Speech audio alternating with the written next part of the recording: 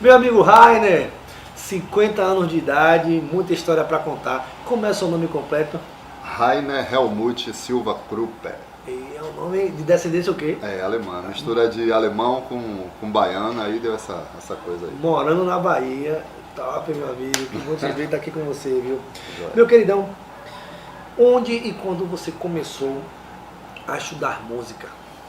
Meu primeiro contato com música foi na Igreja Batista de Amaralina, né? Eu comecei a estudar flauta doce e recebi um convite para ir tocar na banda, né? Tinha uma banda em formato banda filarmônica na igreja e na época era o maestro Antônio Diniz, que era um sargento aposentado do bombeiro, né? Então meu primeiro contato assim de uma banda assim, de um conjunto musical foi na igreja. O primeiro contato foi nesse formato filarmônica, né? Porque a banda da igreja funcionava como uma filarmônica, né? E logo em seguida eu tive o contato com outras filarmônicas, né? A oficina de feitos dobrados, né? Do maestro Fred Dantas, né? Eu já tocava lá com 14 anos de idade. E era o formato também de didática de educação musical, era baseado, né, nas filarmônicas. Sim, né? sim. Aí logo em seguida eu fiz o curso preparatório da escola de música, né? Ótimo. Ainda com 14, 15 anos eu fiz esse curso, no qual eu tive lá na escola, né? A gente teve a oportunidade, né, de se inserir nos grupos musicais da escola. No caso, a banda sinfônica da UFBA, né? Na época que era o maestro Horst Webel, Foi meu professor também. que a banda funcionava também como uma escola, né? Agora com uma característica diferente da filarmônica, né? O professor Schwebel tinha uma coisa assim realmente de banda sinfônica, Sim, de um conceito mais europeu daquele trabalho. Sim, claro. Então, enquanto se mantinha aquela didática das filarmônicas com o maestro de Dantas, aquela coisa toda, lá na banda sinfônica já era uma coisa mais formalizada, né? Já tinha já outros princípios, assim, até um princípio da escola, porque era uma instituição da escola de música, né? Que inclusive é alemã também, né? É, Fundado em exato. 58, Horst Webel. Quase parente seu, né? Gostaria muito. Você começou a tocar profissionalmente com quanto tempo? Profissionalmente aqui eu defino o seguinte, começou a conseguir ganhar dinheiro com a música. Porque acredito eu até, você já era profissional, né, antes de ganhar dinheiro, mas pensando em trazer mantimentos para sua casa, isso foi mais ou menos em que idade? Ó, quando a gente tocava nas filarmônicas, né, já tinha já um cachê, né? Não era nada muito, coisa não, mas tinha apresentações que tinha um cachê. Claro que não dava para se manter com aquele cachê, nem nada, mas também na época, né, eu era muito jovem, também não pensava, assim, não precisava, morava na casa de minha mãe e tudo não tinha muita necessidade, mas a gente recebia, né? Tinha as apresentações, as tocatas, que a gente recebia um cachê, que não era muita coisa. Mas profissionalmente mesmo, assim, vivendo na música, foi quando eu entrei na banda da polícia, né? A banda da polícia para mim foi uma instituição assim que era o meu certo, né? Eu comecei e vivia da música, porque na época que eu fiz o concurso, ainda existia o concurso de músicos na PM da Bahia, né? Porque o quadro foi extinto, né? Não existe mais esse concurso. A gente fazia só isso. Só tocava e ganhava, né? Então era funcionário do Estado, funcionário da polícia, mas fazendo música, né? Você é daqui de Salvador? Sou daqui de Salvador. Como é que foi que se deu essa sua entrada no mercado da Axé Music? Primeiras bandas ali, até chegar com os grandes artistas? Foi da seguinte forma, né? Lá na escola de música a gente se conhecia, a gente se falava muito, né? Uns com os outros. E Davi, né? O trompetista do Olodum, né? Ele também fazia parte lá da escola, ele estudava lá na escola. Ele me convidou, né, para fazer uma viagem com uma banda chamada Banda Raízes do Pelô. Raízes do Pelô. Que era uma banda dissidente, né, do Olodum, assim, Isso sabe? com quantos anos? Aí eu tava com 16? 19. 19 anos. Não, 19, já tinha entrado na polícia. Foi logo que eu entrei na polícia, 19 anos. Foi 19 anos. Não, 20. 20 anos. Foi 20 anos quando eu entrei no mercado do axé, né? Aí a gente tocou, eu toquei com essa banda, né? E que na realidade quem tocava nessa banda era Ito. Ito. É. Só que Ito era o saxofonista na época de axé mais requisitado, né? Então, Ito estava viajando, aí para precisar de um sub, eu cheguei e fiz para Ito. Aí Ito foi tocar no Olodum, né? Junto com o Bira Reis. Sim. Ito foi tocar no Olodum, aí Ito precisou fazer uma viagem para a Europa com Jerônimo, né? Isso lá para 92, 93 eu acho. E aí foi na época que o Olodum estava lançando o primeiro trabalho assim, de banda percussiva com harmonia e sopro, né? Que foi o LP na época de O Movimento. Né? Aí eu estava tocando com a Raízes do Pelô e o Davi próprio, né, que foi convidado para tocar lá no... Sim. E Davi me chamou para ir com ele. Aí eu fui com o Davi para tocar no Olodum, né? E a gente acabou ficando com o Olodum, né? Porque o Olodum na época era uma banda que tinha uma popularidade muito grande, então a banda tinha que se dividir. Né? Então quando uma banda estava fora do Brasil, a outra Sim. estava fazendo aqui no Brasil, isso paralelamente. Né? E o Olodum nessa época então era uma das grandes bandas, acho que do mundo talvez, Foi né? um marco, né? Foi uma Foi grande um banda marco brasileira. grande de representação assim da música baiana assim em todos os lugares. Né? Eu lembro que tocou com o Paul Simon, Michael Jackson Foi. veio por aqui. Tracy Chapman com um bocado de artistas assim, tops assim, né? E era convite, né? O Olodum era convidado. Era convidada, né? Era convidado, era um trabalho muito interessante.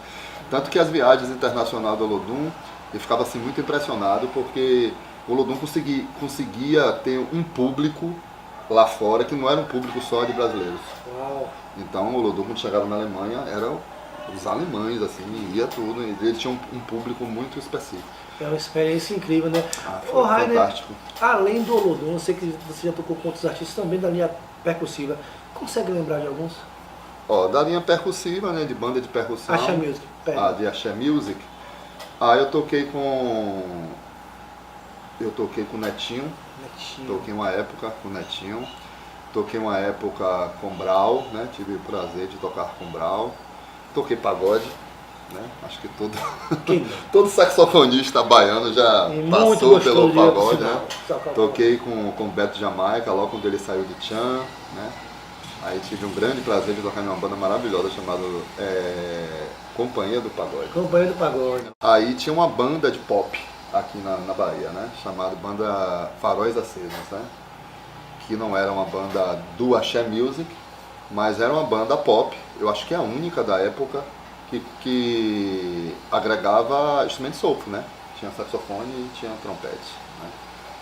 Então toquei, depois eu fui tocar com a Salsa Litro, que foi, acho que todo saxofonista da década de 90, do anos 2000, passou pela Salsa Litro, né? Era uma escola, era uma coisa muito boa, né? Era uma coisa muito prazerosa.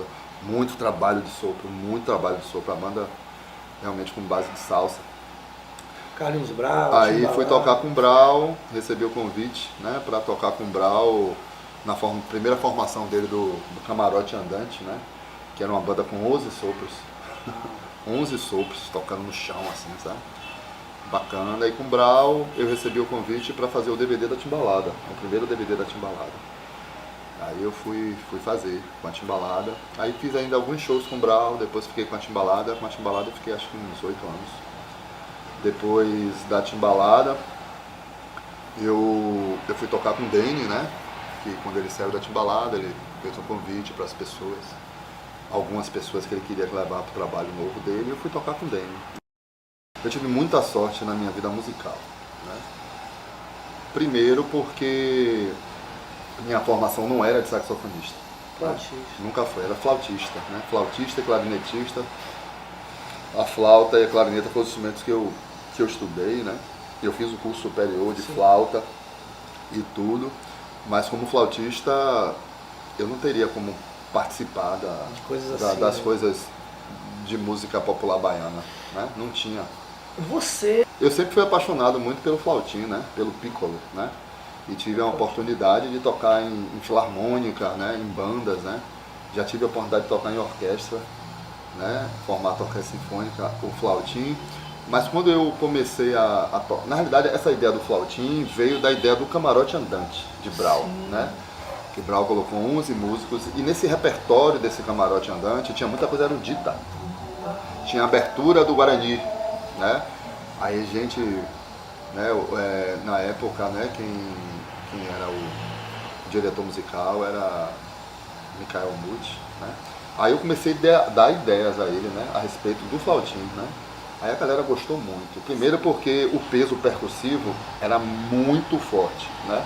E um flautim, pode estar tocando quem for, vai ouvir o flautim. Né? Então o flautim se destacou.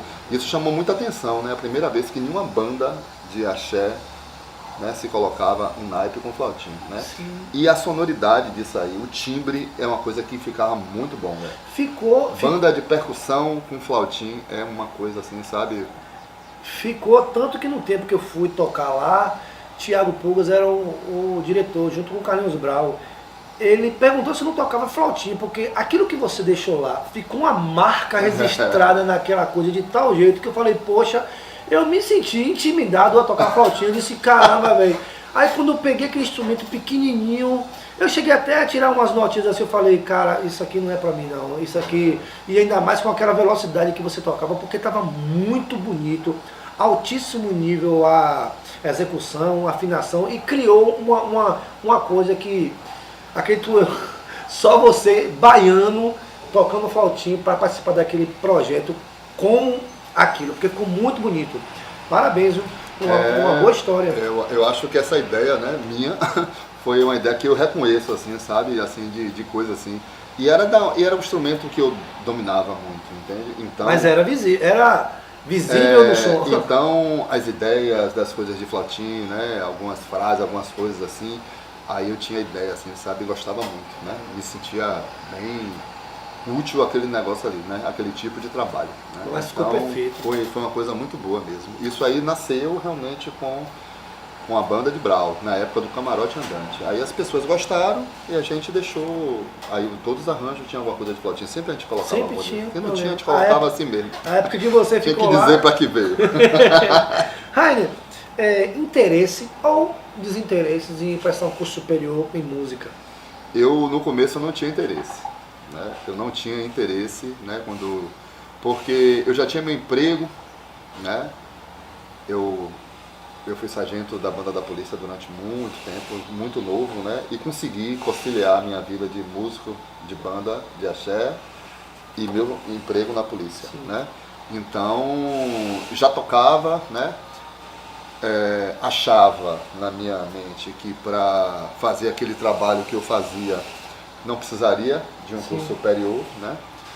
Mas aí um amigo meu, de uma conversa assim, né? Ele começou a me falar da importância, assim, porque era bom que ele estava fazendo o curso, um amigo meu trombonista, André Macedo. E aí eu resolvi fazer. Eu fui fazer, assim, sabe? E não me arrependo, de jeito nenhum, sabe? De jeito nenhum. Porque todo conhecimento, né, que você tem, você pode canalizar ele para qualquer área. Qualquer área, né? Concordo. Apesar de eu ter feito o curso, né, tradicional de instrumento, né, música erudita, né? Na época, na escola, nem tinha o curso de música popular. Era o curso mesmo de conservatório de música, né, de flauta. Mas aquele conhecimento, toda aquela gama de conhecimento foi me ajudando cada vez mais. Inclusive a técnica que você aprende. Sim. Né? Você estuda, você aprende, a técnica vai ajudar você a vencer dificuldades, né? Dificuldades técnicas do instrumento, dificuldade de afinação, né? Dificuldade de... E lhe dá um entendimento maior, né? A cabeça realmente, com o conhecimento, você abre, você tem mais possibilidades. O interessante é que você não seja um instrumentista. O interessante é que você seja um músico. Tem uma diferença de um músico e de um instrumentista. Você pode ser um instrumentista do caralho, mas você não pode ser que não seja um músico, né? Sim. E essa visão com o conhecimento, com o estudo, com a experiência, você vai entender, né, que você vive, nós que somos músicos, somos amantes da música, sabe? Sim. A gente, sabe, tem uma relação maior do que com o instrumento. A música não se resume ao som que você tira no seu instrumento, né? Isso eu aprendi exatamente na academia, né? Estudando, sabe, história da música, como é que isso chegou aqui, como é que esse instrumento está aqui, como é o princípio, sabe? Esse instrumento é usado para quê? O que é que a gente pode fazer no futuro, como era antes, sabe? Né? As aulas de leme, de harmonia, é tudo, história, é uma coisa que enriquece muito a pessoa como músico, né? Então eu sempre acho que o interessante é você se tornar um músico, não só um instrumentista. Perfeito. Rainer, quem são os músicos que fizeram o Rainer ser quem ele é hoje? Quais são as suas maiores influências saxofonísticas? Rapaz, uma galera, viu? Uma galera. Eu, quando era muito jovem, né, que eu comecei a estudar música, assim, na escola de música, no curso preparatório, na banda sinfônica, eu comecei a ver Ronnie Scott tocando, assim, sabe? Era o naipe de saxofone, era Ronnie Scott e André Becker, né? Naipe de peso lá, né? E todos os dois faziam música popular e música erudita, né? E eu falava, rapaz, a versatilidade desses caras é uma coisa muito impressionante, né? Então, quando eu comecei a ver, né, Roninho e André tocando saxofone, entendeu? Foi quando começou a me despertar um interesse para aquele instrumento, né? Olha. Então, minhas referências, né, maiores, assim, lá atrás, de saxofone, porque eram saxofonistas que transitavam pelo mesmo lugar onde eu transitava, entre a música erudita e a música popular. Legal. Assim, logo de antemão, assim, eu falo assim que Ronnie Scott e André Becker, assim, foram as pessoas assim que eu ficava assim, sabe, a gente parava. Sim. Quando você começou a tocar, né, nessas bandas, em algum momento você sentiu necessidade de se mudar como saxofonista? A depender da banda que você foi tocar, você resolveu, ela interferiu no teu jeito de tocar? Todas, né? Todas, porque eu sempre atuei, assim, sabe, 98% das vezes que eu atuei era como músico de naipe. Certo. Né? Eu sempre fui músico de naipe, né? Nunca fui músico solista, assim. A gente fazia alguns solos, a gente criava alguma coisa, mas o trabalho básico mesmo era músico de naipe, né? Eu tinha uma leitura bacana, então na maioria das coisas, né, tinha alguma coisa escrita, não tinha dificuldade.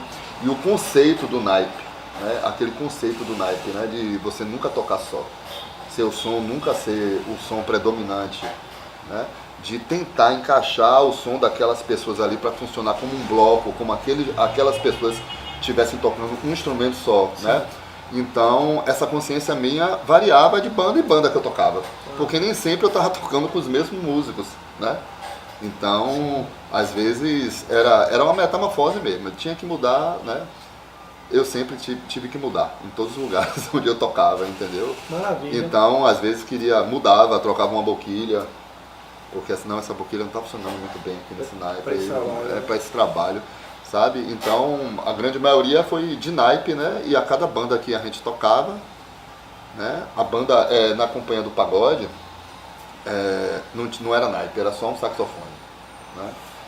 Então, ali já era uma outra concepção, né? Então, na época, né? Eu não podia, assim, mudar, assim, ter os melhores instrumentos, assim, mas eu mudava uma boquilha, mudava alguma coisa, mudava uma palheta, ficava vendo, né, como é que a galera do pagode tocava, né, para tentar fazer aquela estética ali, né, porque eu mudava muito com aquilo no lugar onde eu estava. Maravilha. Se eu estava naquela banda, aquela banda exigia que eu tirasse aquele som.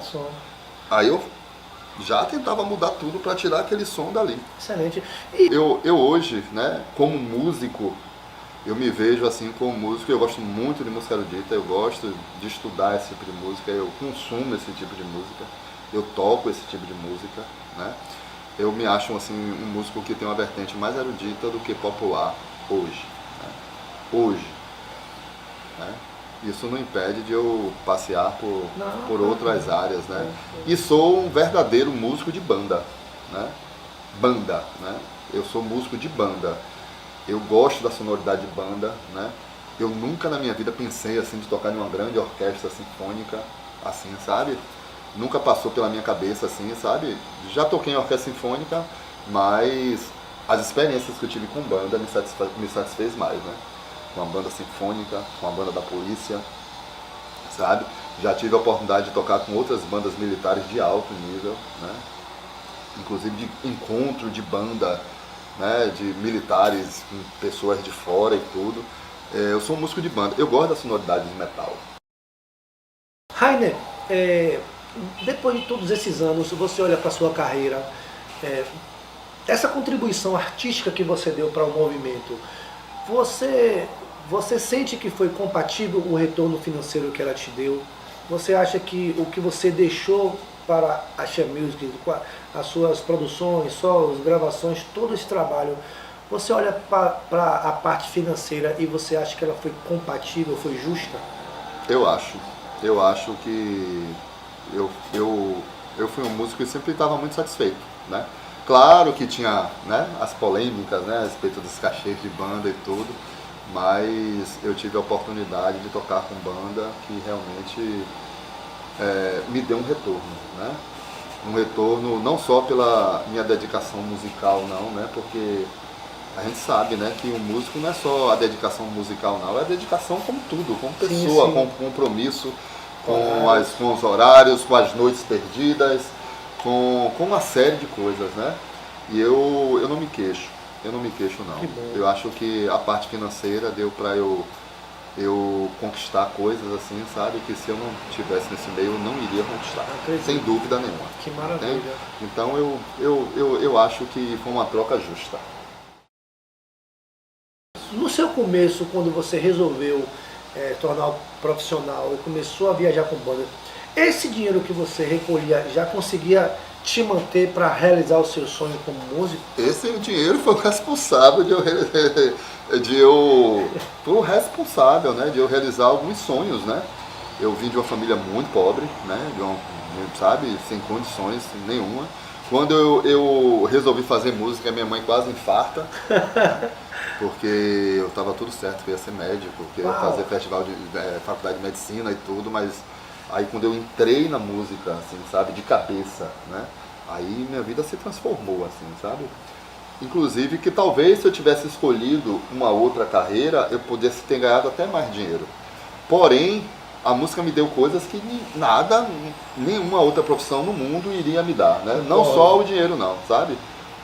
Tudo, né? O prazer de você conhecer pessoas, de você viajar, de você conhecer novos ares, de você conhecer artistas assim, sabe? Incríveis, né? Internacionais, ali perto de você. E prazer e tudo, então eu não me arrependo não, entende? Eu não me arrependo de ter...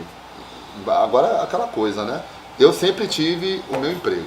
Na minha vida eu nunca fiquei sem plano B. Eu acho que isso foi uma das coisas que colaboraram muito para o meu sucesso assim como pessoa, né? Que eu acho que eu sou uma pessoa vitoriosa. Você é sucesso, com certeza. Né? Então eu nunca fiquei na minha vida sem um plano B. O plano B tem que existir independente de qualquer coisa. Você tem que ter um plano B. Às vezes C, D e E, depende. Né? Mas eu acho que antes de qualquer coisa é necessário que a pessoa se analise, né?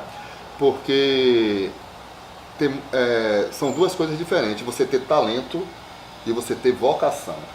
A vocação é uma coisa, o talento é outra. A história está cheia de músicos talentosos aí, mas que não tinha a mínima vocação para a música ou para o universo musical. Sim. E não conseguiram dar seguimento à vida, né? A vida se parou, né? Isso tem até um bocado. Então, se você acha que você tem um talento, o talento ajuda muito, né? O talento é você se descobrir como músico, é você ter facilidades, é você investir, né? Porque não é só talento puro, não serve de nada, né? Mas a respeito dessa decisão, vê se você tem a vocação. Porque aquilo que você vai fazer, você tem que ter um prazer em cima daquilo. E nem sempre, quer dizer, nunca, né, se resume a vida a só a parte financeira. Sim. Né? Então, se você tem um talento, se você tem talento, gosta de estudar e tem a vocação, entre de cara, porque vai ser feliz e vai conseguir bons resultados. É uma análise profunda. Né? Pois é. Acho que talvez tenha sido a melhor resposta que eu tenho ouvido até agora. Porque tem muita gente talentosa, mas não tem a vocação do músico. A vocação que talvez você se refere seria o gerenciamento de carreira, a vocação, de transformar esse talento em finanças. Na vida, né? Nessa profissão. Né? O retorno financeiro musical é uma consequência. É uma consequência. Em qualquer profissão. Em qualquer profissão. Mas essa musical é mais ainda. Mais ainda. Né? é uma consequência. Tem muita gente boa aí que não consegue ganhar dinheiro e tem gente que não é tão boa, mas consegue esse retorno de dinheiro absurdo, né? E o que é que difere isso uma coisa da outra? Talvez seja a tal da vocação que a gente está falando aqui, entende? De adaptação, de estar inserido naquele meio, de saber como administra, né? Você saber como é que você administra a sua carreira musical, né? Então, se uma pessoa tem a vocação, tem o talento, gosta de estudar, tá com a faca e o queijo na mão, assim, sabe? Vai ser um músico bacana, feliz e tranquilo. Meu amigo Rainer, foi um grande prazer ter você meu nesse querido, trabalho. Prazer também, uma honra é minha. Você Ainda é um cara mais especial. sabendo dessa galera toda aí que tá aí, me senti muito orgulhoso pelo convite, viu? Muito orgulhoso, sabe? Você é uma pessoa Muito especial, bacana. inclusive que deixa registrado lá na banda de Claudinha, Cláudia Leite, tem muitos amigos que tocaram com você e todos falam de você com carinho imenso. Você é uma Pois é. pessoa muito amada e muito querida. Aí, isso é uma coisa que a música dá, gente, né? A música quando dá essa coisa, entende? Isso aí já vale de muita coisa, viu? Deixa eu te dar um abraço. Valeu, meu querido. Que bom. Viu?